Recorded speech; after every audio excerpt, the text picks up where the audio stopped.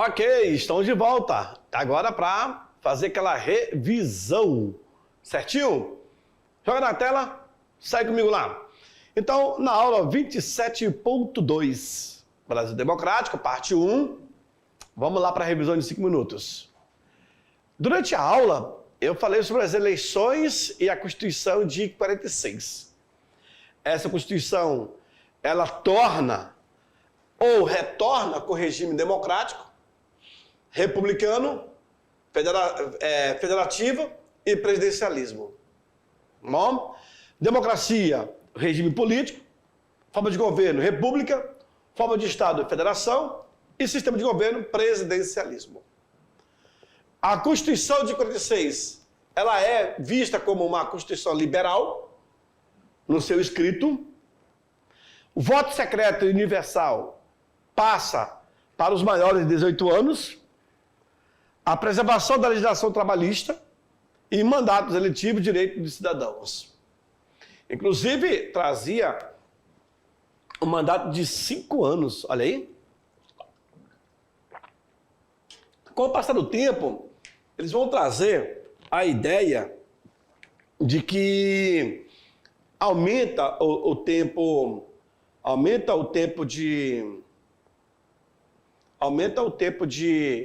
de governo de 4 para 5, aí depois eles diminuem para 4, enfim. Aí eles vão jogar conforme o interesse deles, né?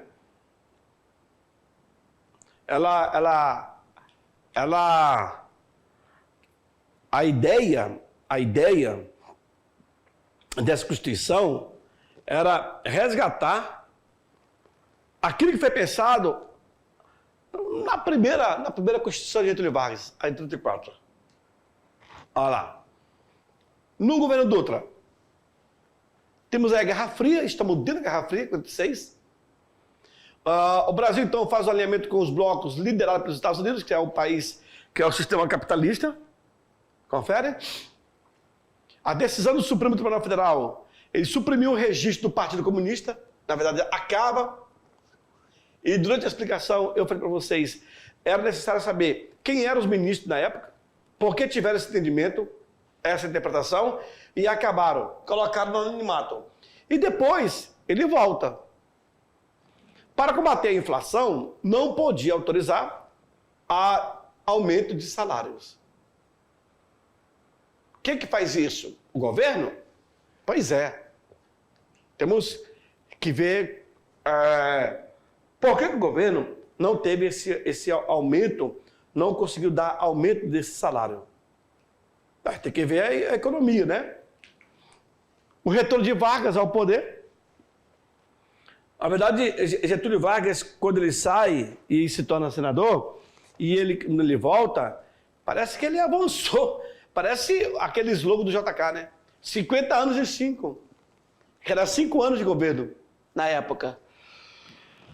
Getúlio Vargas concorreu à presidência da República pelo PTB, Partido dos Trabalhadores Brasileiro, e elegeu-se com 48 dos votos. Procurou apagar a imagem de ditador do Estado Novo, que ele foi na época. Lembra que ele criou o DIP, Departamento de Imprensa e Propaganda? Era necessário trazer esse novo olhar. E era possível? Cara, os caras têm a manha, né? O nacionalismo econômico e a política trabalhista, esse foi o principal foco de Getúlio. Trabalhar em cima disso. E deu certo, pior que deu certo. A campanha do petróleo, em 53, também, quando as empresas multinacionais estavam explorando o nosso petróleo. Só que quando Getúlio ele faz a opção por criar a Petrobras, ele vai bater de frente com esses empresários. Aí ele vai para uma grande briga. Então vai ser um complô para cima dele. Você percebe que por muito menos esses governos caíram, por muito menos. E vão se mantendo. Mas é todo um sistema que se torna, que se aparelha, né? É todo um sistema que entra em conluio É todo o sistema que se envolve, porque tem seu interesse.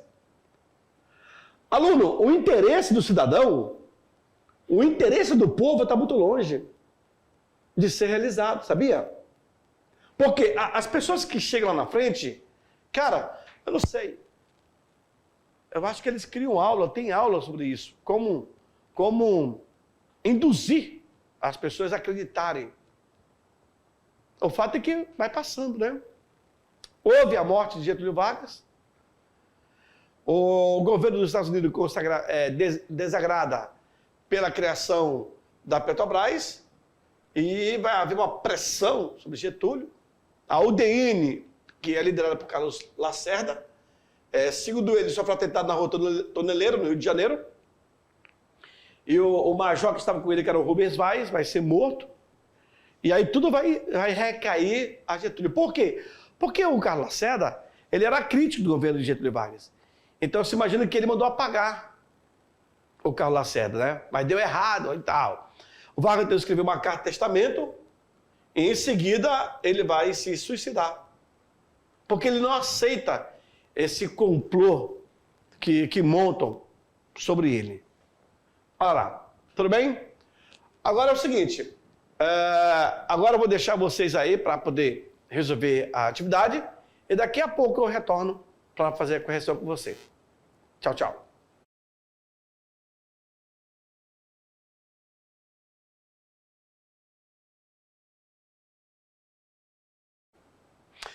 Ok, estamos de volta. Joga na tela. Hora da atividade.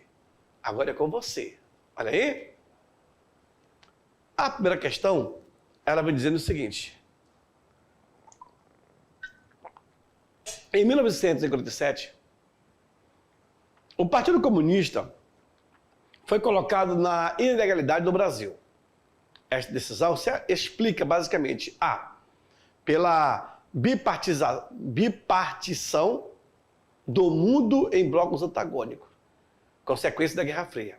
B, pela linha insurrecional dos comunistas que pretendiam iniciar uma revolução a curto prazo. C, por ser um partido comunista frágil e destituído de expressão social. D, por ser um acordo partidário firmado pela UDN, o PSDB e o PTB. E letra E, pelo desejo de acalmar as Forças Armadas que ameaçavam interromper o jogo democrático. Qual seria então a resposta dessa questão? Vai saber? Tá fácil, né? Para vocês que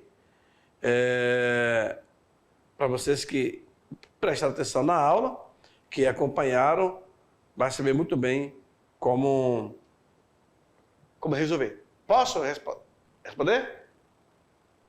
Ok. Resposta não correta é a letra A. É isso aí. Olha aí. Pela bipartição do mundo em blocos antagônicos. Consequência da Guerra Fria. O Partido Comunista foi colocado na ilegalidade, essa decisão se aplica. Lembra que nós temos aí o mundo dividido em capitalismo e socialismo. Certinho? Nesse caso aí, nós estamos dentro desse contexto de ou você se adequa ao sistema capitalista ou ao sistema socialista. Isso vai de 46 até 85, até 90, quando acaba aí a Guerra Fria. Tá bom? Hora do Enem, questão, vamos lá, agora com você. Questão número 2. A diz o seguinte. No combate à inflação, o governo de Eurico Gaspar Dutra, que vai de 46 a 51, buscou direcionar os gastos públicos em investimento nos setores considerados prioritários. Nasceu, então, o Plano Saúde, destinado a investir em saúde, alimentação, transporte e energia. Mas o desenvolvimento brasileiro, especialmente da indústria, ficou abaixo das aspirações dos industriais brasileiros. Isso ocorreu em razão a de políticas econômicas que regulavam os preços dos produtos essenciais para proteger a indústria nacional. B. Das facilidades à exportação de bens duráveis promovidas pelas políticas econômicas do governo. C. Da abertura do mercado brasileiro à importação de bens supérfluos. D. De políticas econômicas voltadas para a seleção das importações, priorizando os bens duráveis. Letra E. Da captação de recursos a partir da construção das indústrias de bens e da política econômica nacionalista do Brasil. É isso. É que não apareceu ali, que está muito curto. E aí, aluno? É uma questão do Enem, por isso que ela é bem longa. E você tem que ter bastante concentração para poder responder. Já sabe? Já deu para... Nossa! Se já deu para responder, vamos para ela então. Resposta correta? Letra B. Olha aí. No combate à inflação, o governo Dutra buscou direcionar os gastos públicos em investimento nos setores econômicos prioritários. Nasceu então aí o Plano SALT. O Plano SALT, a sigla dele, SALT, olha aí. SALT. Saúde, alimentação, transporte e energia. Tá bom? Esse aí era o Plano SALT. Mas o desenvolvimento brasileiro, especialmente da indústria, ficou abaixo das aspirações dos industriais brasileiros. Mas o desenvolvimento brasileiro, especialmente da indústria, ficou abaixo das aspirações dos industriais brasileiros. Isso ocorreu em razão da facilidade à exportação de bens duráveis promovida pelas políticas econômicas do governo. Que teve aquela conversa com os americanos, com o sistema econômico dos Estados Unidos, não é isso? Olha a próxima questão. Essa também deveria ser questão de Enem. Olha só o anunciado dela. Senado devolve mandatos de senador a Luiz Carlos Prestes e seu suplente. O Senado Federal promoveu nesta quinta-feira, dia 22 de maio de 2013, sessão especial para a devolução simbólica dos mandatos de senador ao líder comunista Luiz Carlos Prestes e o seu suplente Abel Shermont, eleito em 1945 pelo então Partido Comunista do Brasil, PCB, com a maior votação proporcional da história política brasileira até aquela época. Prestes teve o mandato cassado em 1947, após o Tribunal Superior Eleitoral ter cancelado o registro do seu partido. E um detalhe, tá, aluno? Professor, mas isso pode? Sim, pode. Foi cassado no passado e devolveu depois de décadas. Limpa o nome do cara, do político que perdeu, pelo entendimento, né? Em discurso de agradecimento na tribuna, a viúva de Luiz Carlos Prestes considerou a devolução simbólica do mandato de seu marido uma vitória não apenas de sua família, mas de todo o povo brasileiro, que o elegeu em 1945, com mais de 150 mil votos. Maria do Carmo destacou o compromisso de Prestes com as causas dos trabalhadores brasileiros e lembrou sua permanente preocupação com a qualidade do sistema político de saúde e educação, com a garantia do direito à moradia e com a defesa de salário decente, a fim de que todos pudessem viver com dignidade. Agência Senado. Vejam, esse aqui é um discurso longe da realidade. Dizer que a garantia de moradias e a defesa de salário decente e que pudesse viver com dignidade, isso é discurso que acaba soando livre, bonito, uma melodia gostosa nos ouvidos. Quando muitos brasileiros acabam sendo enganados por pouca coisa, né? Mas isso aí é um discurso utópico. Isso não existe. Mas, claro, aquele brasileiro que é esperançoso, ele vai acreditar nisso. É isso? Ele acaba acreditando. Bom, vamos lá. A matéria jornalística acima apresentada refere-se a uma reparação. A matéria jornalística acima apresentada refere-se a uma reparação por parte do Congresso Nacional na cassação de mandatos realizada contra membros do PCB em 47. Essa medida foi deflagrada pelo governo de Dutra, no contexto do início da Guerra Fria. Entretanto, essa medida entrava em contradição com a Constituição promulgada em 46, já que ela tinha um caráter A, fascista. Veja aí a Constituição de 46. Ela tinha um caráter fascista, B, liberal, C, totalitária, D, autocrático e E, comunista.